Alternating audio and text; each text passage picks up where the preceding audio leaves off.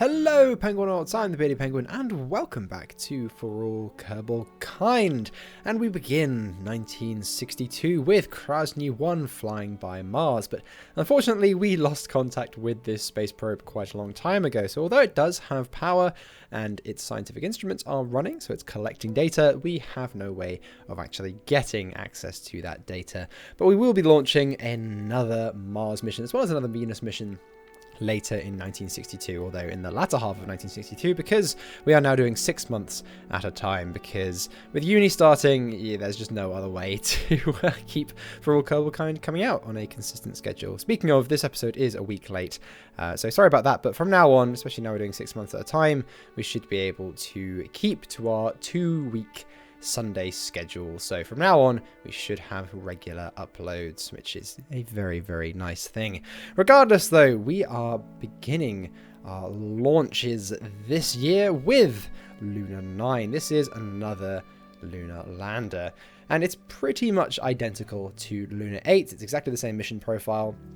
Our R13 rocket is actually surprisingly not that expensive to build, mainly because it uses all of the same diameters and engines and such that we've been using on other rockets, just assembled in a rather janky way.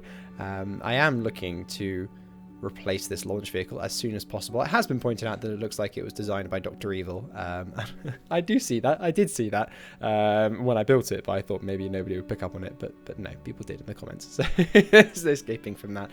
But regardless, this is proving to be a surprisingly reliable launch vehicle, all things considered. I mean, the number of engines it has alone should be enough failure points to guarantee that this fails on every other launch, but surprisingly, no, we just have so much engine data and all the engines we're using, since they're used on, well, every other launch vehicle we use, that actually, yeah, this is surprisingly reliable, but nonetheless, I would like to stop using it as soon as possible. We'll have access to Proton by the end of the year, so we'll probably have the first launch of Proton in 1963, which will actually allow us to keep up with the Americans, because their Katon 1 currently puts all of our launch vehicles to shame, although it is so expensive that they can only actually launch it twice a year. I think they can build it a little bit faster since N9, put some files in the correct place. Turns out, yeah, since we updated to 1.10, he's been building it 60% speed.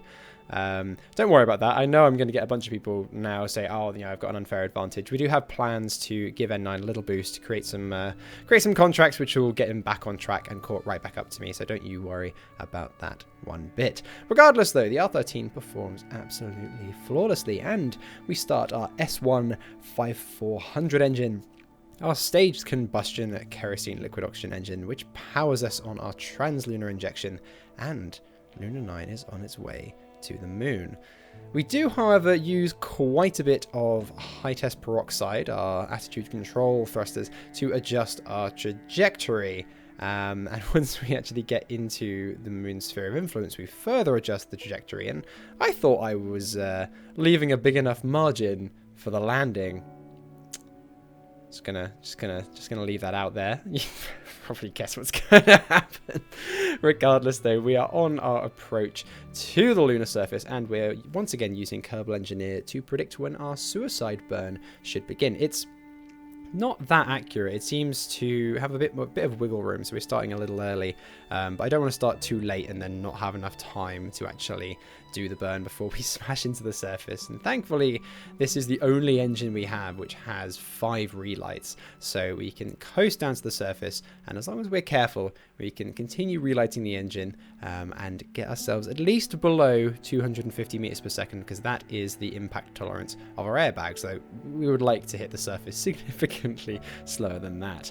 Unfortunately, this is the point that, yeah, we ran out of high-test peroxide, and I kind of panicked. I should have released the probe and deployed the airbags, but we smashed into the surface. I do manage to deploy one of the airbags. The other one got smashed up before I could deploy it, and we end up bouncing across the lunar surface. Now, if I had released the probe, realized what was happening, and deployed both airbags, I think Luna 9 might have survived here, believe it or not. But yeah, it turns out the first couple of bounces, we just get really, really lucky and it lands on the airbag. But unfortunately, then it lands the other way up and Luna 9 is completely destroyed. It's infuriating because the launch vehicle performed perfectly, but it was my own incompetence and not quite having enough high-test peroxide. But we'll make another attempt later in the episode. In the meantime, though, we've unlocked improved communications, which allows us to begin upgrading our tracking station. And the hope is we will then be able to regain contact with Krasnyy 1, but that will be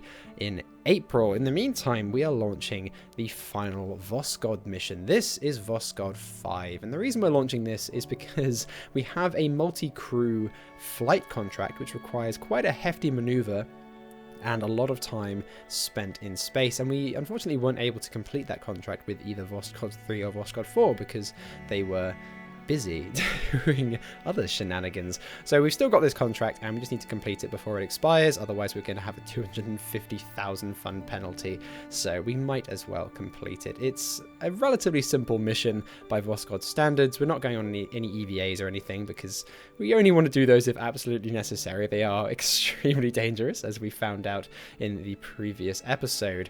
And this mission is being commanded by Valentina Kerman. Yes, not the first woman in space, unfortunately, but the first female cosmonaut in space, and she hasn't had a chance to command a Voskhod mission.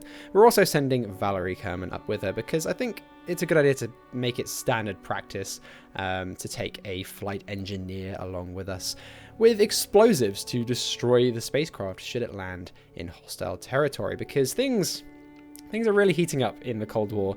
Of course, we'll talk a little bit more about that later in the episode, but safe to say, our cosmonauts might not get returned to us. Under treaty obligations, they should be, but regardless, the Americans would definitely not give us back the spacecraft, and they would take everything they could out of it first. So yeah, we need to be able to destroy the spacecraft if we do, heaven forbid, land in the United States. Regardless, though, we complete our first set of orbits, and we actually get an altitude milestone, the final altitude milestone for a crew, which is 1,000 kilometers up.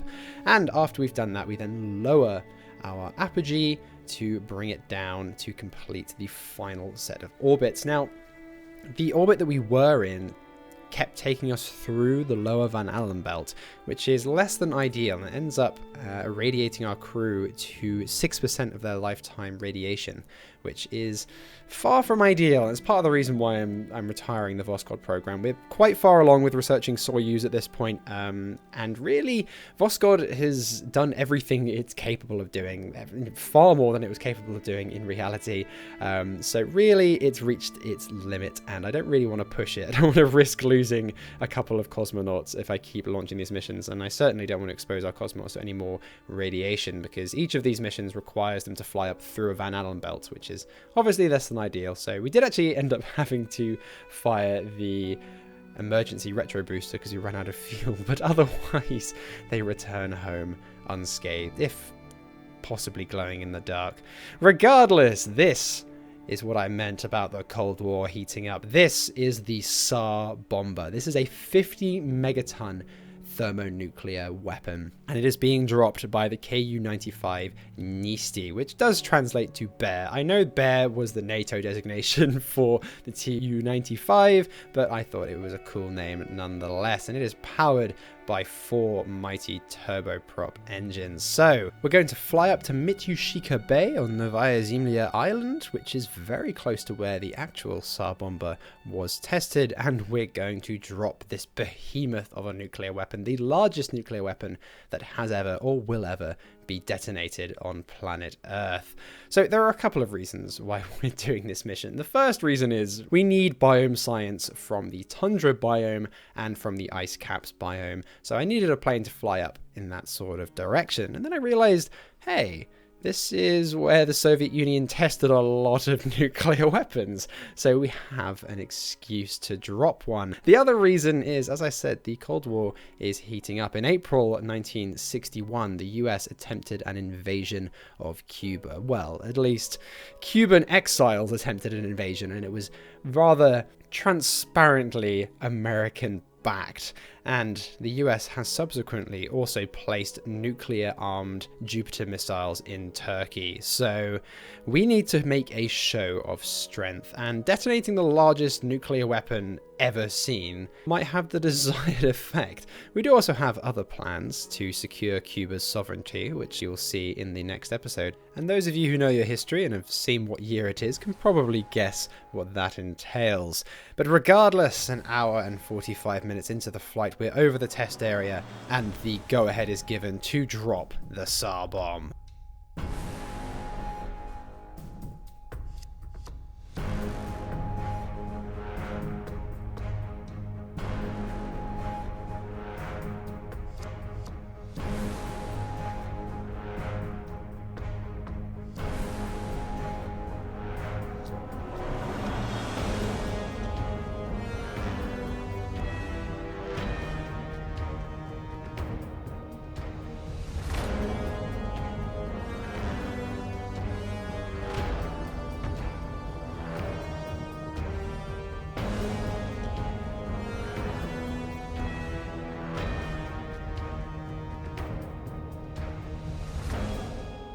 Thankfully, Andrei Kerman is able to reach the minimum safe distance in time and escape unscathed. In reality, I believe the aircraft had a 50% chance of survival, despite it being painted in a bright white anti-radiation paint scheme. Thankfully, Andrei is able to escape the blast and head on up to Graham Bell Island, where we are getting our ice cap biome science. And then it is time to return back to Plesetsk. I think Plesetsk is now just going to be our experimental aircraft sort of place. Those of you who saw my live stream on Friday will know that I am working on a hybrid turbojet / rocket powered interceptor, because there's a lot of flying high science, so science over 50 kilometers that we still haven't got, as well as some new crew science that was added in the latest update to RP1. But thankfully, Andrei is able to guide his Nisty aircraft back to the runway. I was a little worried that the runway wouldn't be long enough, but thankfully we do manage to come to a stop right before the end. Andrei is our new test pilot for Plesetsk, as of course Raphael retired in 1961. I think he got tired of flying spy planes over Western Europe, so now it's Andrei's job. Regardless though, the mission is a complete success. Only a few days later though, our tracking station upgrade finishes and we suddenly begin receiving science from Mars. Yes, we've managed to re-establish contact with our Krasnyy 1 probe, and as well as completing the Mars flyby contract, we have a huge amount of science transmitted from the probe, including the very first images of the red planet.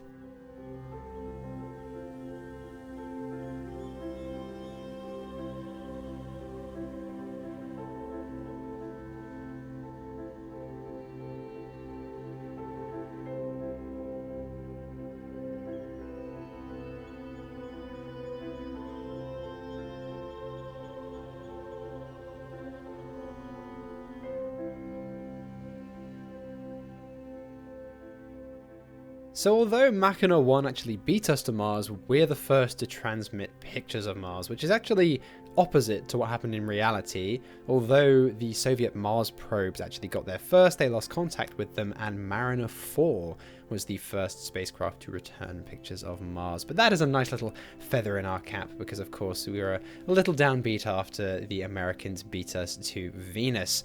Regardless though, we are now making another attempt to land a probe on the moon. Yes, this is Luna 10, and we're going to do exactly the same flight profile as Luna 9, so we're going to cut a lot of this mission out. But thankfully we've added a bit of extra high test peroxide to our final stage, so we can do a bit of maneuvering and not have to worry about running out of ACS. Because in Realism Overhaul, running out of ACS is a death sentence, because you need to produce ullage to ignite your main engine. Some of you might be thinking, well, why don't you just ignite the engine and, use the gimbal? We couldn't ignite the engine because the fuel wasn't settled at the bottom of the tanks. We ran out of high test peroxide before we could settle the fuel.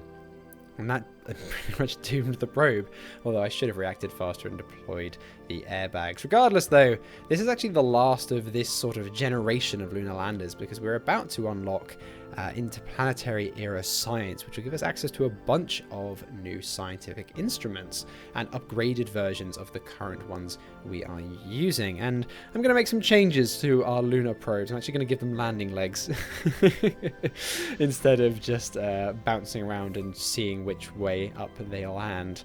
Regardless though, the R13 rocket once again performs absolutely flawlessly, and we have an optimum trajectory to land on the moon. We are going to perform a mid-course correction, but we're going to use the main engine this time so we don't burn through our precious high-test peroxide. Now, we are actually aiming for a specific crater. Luna 8 landed in Mare Imbrium, and we are trying to land in Mare Tranquillitatis, which is on the east side of the face of the moon that, of course, faces the Earth. We do actually have access to contracts to land on the far side of the moon now, which is quite interesting. But before we do that, we're obviously going to need some kind of lunar communications network. I'm thinking once we have access to Proton, I'll launch a number of lunar orbiters in a single mission. That would be a pretty good mission profile for the first test launch of the Proton, I think. And then that would allow us to land on the far side of the moon and perhaps even land some rovers on the far side of the moon in the coming years. That would be pretty awesome. I know I definitely want to do a lunar sample return, but that's something we definitely will need not only Proton for, but we'll also need some landing engines, which we'll get in the lunar landing tech node, because yeah, we're not going to be able to land on airbags if we're having to actually return to the Earth again. We're obviously going to need full control avionics and a significantly larger lander, and precise landing on the surface using an engine rather than airbags. Yeah, it's something I haven't done before. So obviously we're going to need a deeply throttleable engine with a lot of relights to manage that landing. With an unthrottleable engine, yeah, it's very difficult, especially with limited relights. As you see, yeah, Airbags are our friend. Unfortunately, we do have some slight damage to Luna 10. It loses one of its solar panels, but luckily enough, it ends up landing the correct way up anyway, so it doesn't really matter.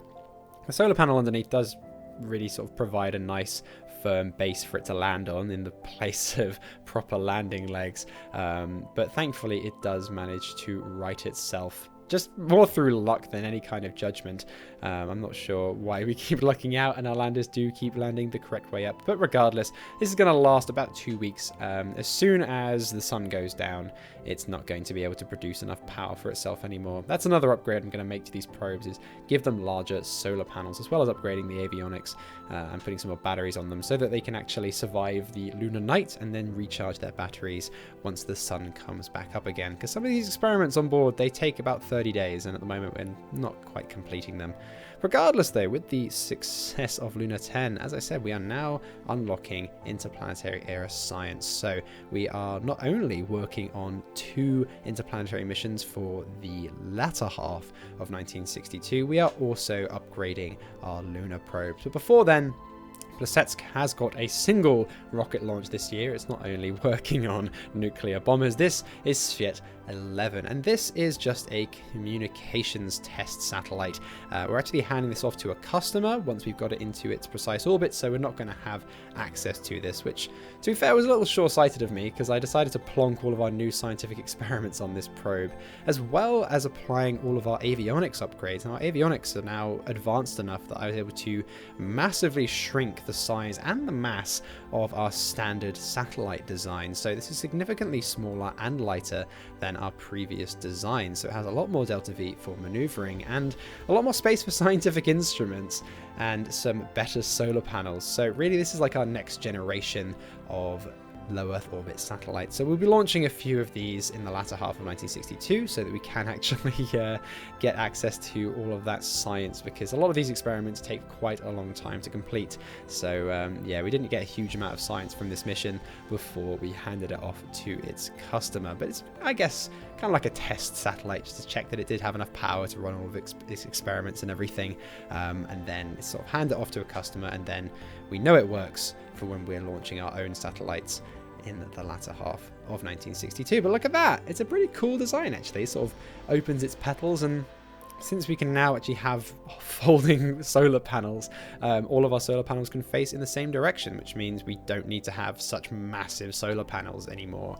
We don't have to have one on each side, so it's extremely beneficial. And look at all those brand new scientific instruments. We've got that massive infrared spectrometer, the Mark II spectrometer that is, on that boom, as well as the helium magnetometer boom. And these are upgrades to existing scientific experiments, so they're the same, but they have a larger science cap. After handing off Svet 11 to its customer, we unlock mature avionics and probes, which gives us access to the Zond avionics. I believe that's actually the first part of the Zond spacecraft we've unlocked, which is very exciting. We still need to unlock lunar-rated heat shields, as well as lunar orbiter capsules, and the engines to build the Proton to launch it, but a circumlunar flight with a crew on board is something we could very well see in the early stages of 1963, which is something I'm very excited about. But in the meantime, we are launching Luna 11, and this launch doesn't go exactly to plan. One of our booster engines has a performance loss, which is recoverable, but then one of our RD-119 upper stage engines has a permanent shutdown, and this results in the complete loss of the mission. Now, I do ignite the S1-5400 stage combustion engine just to get this into orbit, since this is actually one of our next generation lunar landers with all the new scientific instruments on board. So I thought, okay, let's just get it into orbit and just get a little bit of science so it's not a complete waste of a mission. And then we have another permanent shutdown of that engine, and we can't reignite it. So yeah, this mission is a complete failure. We had 3 engine failures in the same launch. So much for the R13 being a reliable launch vehicle. Regardless though, that is the end of the episode. As I said, we're only doing 6 months at a time now, which is significantly more manageable now I am going back to university. The next episode is going to be very, very exciting. The US are going to be returning their spy satellite, and if they realize it's been tampered with, well, let's just say the US Air Force might be a lot more interested in space all of a sudden. We're also going to be launching our first Soyuz, which is something I'm very excited for, as well as a few more interplanetary missions. But as I said, that will be in the next episode. Thank you very much for watching, everyone, and I will see you all next time.